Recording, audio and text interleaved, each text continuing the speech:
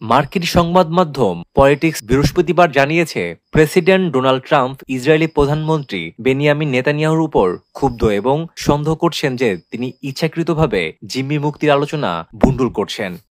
একজন মার্কিন কর্মকর্তা ও জাতীয় নিরাপত্তা টিমের ঘনিষ্ঠ সূত্র জানিয়েছে, নেতানিয়াহুকে নিয়ন্ত্রণে আনতে ট্রাম্পের ব্যর্থতা হোয়াইট হাউসকে হতাশ করেছে। কাতার, সিরিয়া ও অন্যান্য ইস্যুতে নেতানিয়াহুর একতরফা পদক্ষেপে যুক্তরাষ্ট্রের অসন্তোষ আরও বেড়েছে।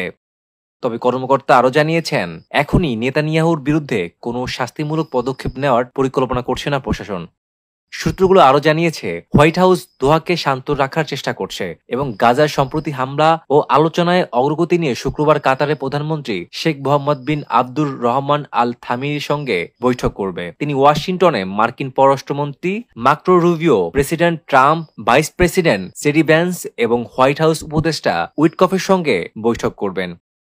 এদিকে বৃহস্পতিবার জাতিসংঘের নিরাপত্তা পরিষদের জরুরি বৈঠকে কাতারের আমির Sheikh Tamim bin Hamad Al Thani Israeli হামলার তীব্র নিন্দা জানিয়ে বলেছেন, ইসরায়েলের হামলা সব সীমানার বাইরে গেছে। তারা জোর করে অঞ্চলটি নতুন করে সাজানোর চেষ্টা করছে। তিনি আরও বলেন, আমরা রক্তপাত বন্ধ করতে দ্বিধাহীনভাবে আমাদের মানবিক ও কূটনৈতিক ভূমিকা চালিয়ে যাব।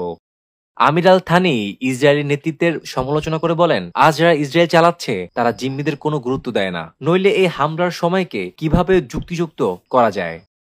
তিনি পুনর্ব্যক্ত করেছেন যে কাতার সবসময় মধ্যস্থতা ও শান্তিপূর্ণ সমাধানের পক্ষে থাকবে, তবে তিনি কোনো পরবর্তী পদক্ষেপের ইঙ্গিত দেননি।